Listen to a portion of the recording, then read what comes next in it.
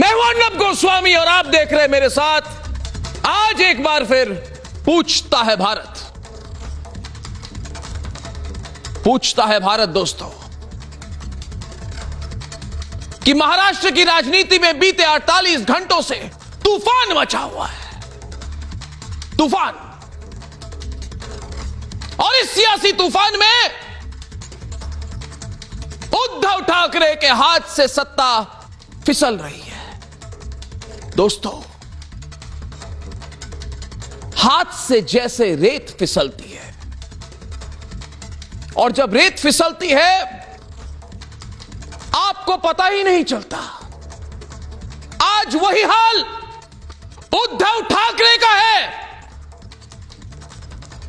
ऐसे में दोस्तों सबसे बड़ा सवाल यह है कि उद्धव जी ने हिंदुत्व से दूरी बनाई, इसलिए उनकी कुर्सी पर बनाई। सच्चाई तो यही है दोस्तों।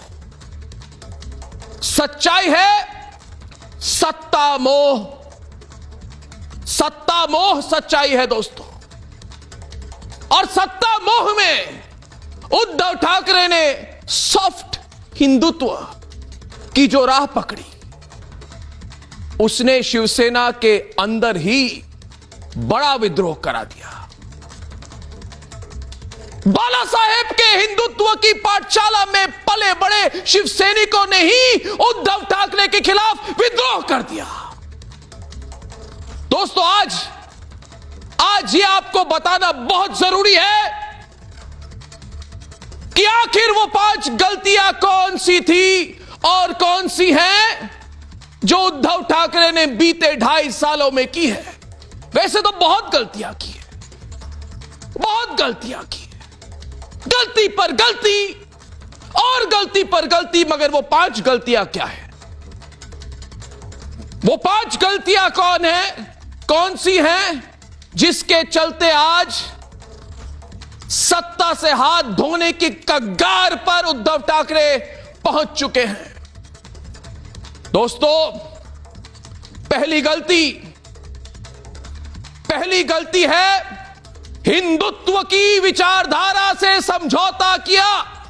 यह सबसे बड़ी गलती है उद्धव ठाकरे की। दूसरी गलती, पालघर, जो आज से 2 साल पहले मैंने खुलकर कहा था। उसके बाद मेरे पर एसिड अटैक हुई थी, तेजाब की अटैक हुई थी मुझ पर, मगर उद्धव ठाकरे ने कुछ नहीं किया। पालघर पर बहुत बड़ी गलती की है उद्धव ठाकरे ने। और पालघर में साधुओं के नरसंहार पर सही एक्शन ना लेना, यह बहुत बड़ी गलती थी उद्धव ठाकरे की। आज कुछ भी कहे कि शिवसैनिक मुझे छोड़ के क्यों जा रहे हैं, मेरी हालत क्या है, ऐसी हालत क्यों हो गई, वो अलग बात है। तीसरी गलती, वाड्रा कांग्रेस ने जब वीर सावरकर का खुलकर अपमान किया तो उद्धव ठाकरे ने कुछ नहीं कहा। तब शिवसेना की तरफ से कांग्रेस के खिलाफ कोई एक बयान नहीं आया। दोस्तों, यह बहुत बड़ी कॉम्प्रोमाइज थी, कोई जरूरत नहीं थी इस कॉम्प्रोमाइज करने के लिए। मगर देखिए दोस्तों, सत्ता मोह और सत्ता की लालच। चौथी गलती है कि शिवसेना ने जम्मू कश्मीर से धारा 370 हटाए जाने का तो समर्थन किया, लेकिन वाड्रा कांग्रेस जब धारा 370 हटाए जाने का विरोध जब वाड्रा कांग्रेस ने की, तब चुप्पी साधी, कुछ नहीं कहा। उनको लगा हाथ से सत्ता चली जाएगी, सोनिया गांधी को बुरा लगेगा, प्रियंका वाड्रा को बुरा लगेगा, इसलिए उन्होंने कुछ नहीं कहा। और 5वीं गलती दोस्तों, शाहीन बाग मॉडल। शाहीन बाग मॉडल के खिलाफ भी उद्धव ठाकरे और शिवसेना ने कुछ नहीं बोला। खुलकर बात हुई मुंबई में कि देश भर में शाहीन बाग मॉडल लाएंगे, और उद्धव ठाकरे और शिवसेना ने कुछ नहीं कहा। क्यों नहीं कहा? ये कैसा मोह दोस्तों, सत्ता का ये कैसा मोह। ऐसे में दोस्तों सवाल बहुत है और मेरे साथ आज अकेला मैं नहीं, आप भी पूछ रहे हैं और पूछ रहा है सारा भारत। क्या कुर्सी के लिए उद्धव ठाकरे ने हिंदुत्व से समझौता किया?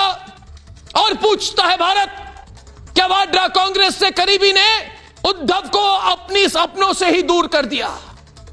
और पूछता है भारत दोस्तों कि उद्धव के पास आज नंबर नहीं है, नंबर नहीं है दोस्तों। क्या इसलिए फेसबुक पर आके भावुक अपील कर रहे हैं?